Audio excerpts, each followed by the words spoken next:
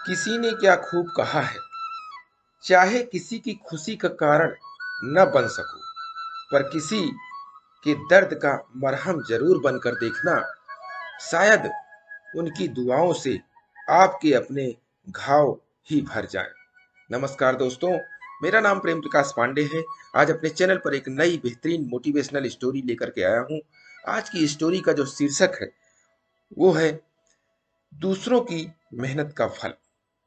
तो चलिए, चैनल को सब्सक्राइब नहीं किया है तो सब्सक्राइब कर लीजिए और आज की स्टोरी से देखते हैं कि दूसरों की मेहनत का फल हमें कैसे मिलता है।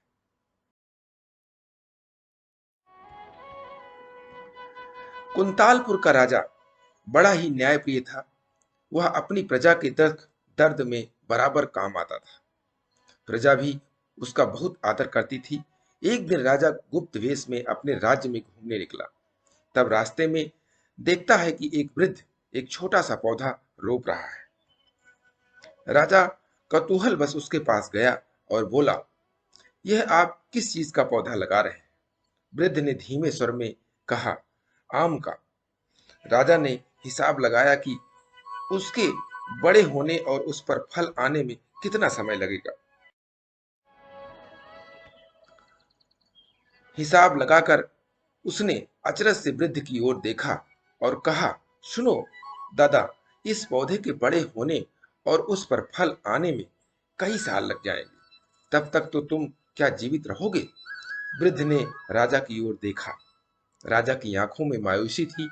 उसे लग रहा था कि वह वृद्ध ऐसा काम कर रहा है जिसका फल उसे नहीं मिलेगा। यह देख वृद्ध ने कहा, आप सोच रहे होंगे कि मैं पागलपन का काम कर रहा हूं। जिस चीज से आदमी को फायदा नहीं पहुंचता उस पर मेहनत करना बेकार है। लेकिन यह भी तो सोचिए कि इस बूढ़े ने दूसरों की मेहनत का कितना फायदा उठाया है। दूसरों के लगाए पेड़ों के कितने फल अपनी जिंदगी में खाए हैं। क्या उस कर्ज को उतारने के लिए मुझे कुछ नहीं करना चाहिए? क्या मुझे इस भावना से पेड़ नहीं लगाना चाहिए कि उनके फल दूसरे लोग खा सके?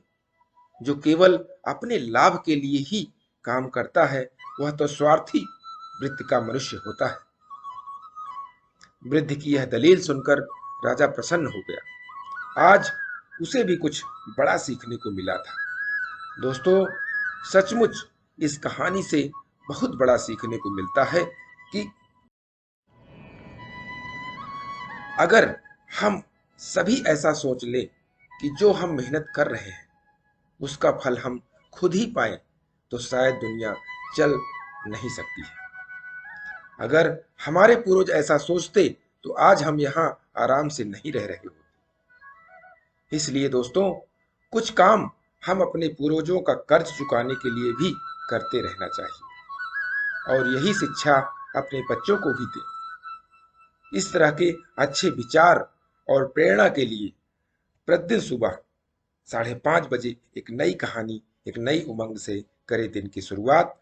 तब तक के लिए छोटों से मिले प्यार और बड़ों से मिले आशीर्वाद और भगवान के सहारे के साथ यही कहूंगा कि काम तो सभी करते हैं, पर काम करो कुछ ऐसा कि उदाहरण बन जाए। ये छोटी सी स्टोरी आपको अच्छी लगी तो लाइक कीजिए, शेयर कीजिए अपने इष्ट मित्रों में भी और कमेंट्स कीजिए। और चैनल को अभी तक सब्सक्राइब नहीं किया है तो सब्सक्राइब कर लीजिए और नई नई बेहतरीन मोटिवेशनल स्टोरी पाने के लिए प्रेस बेल आइकन।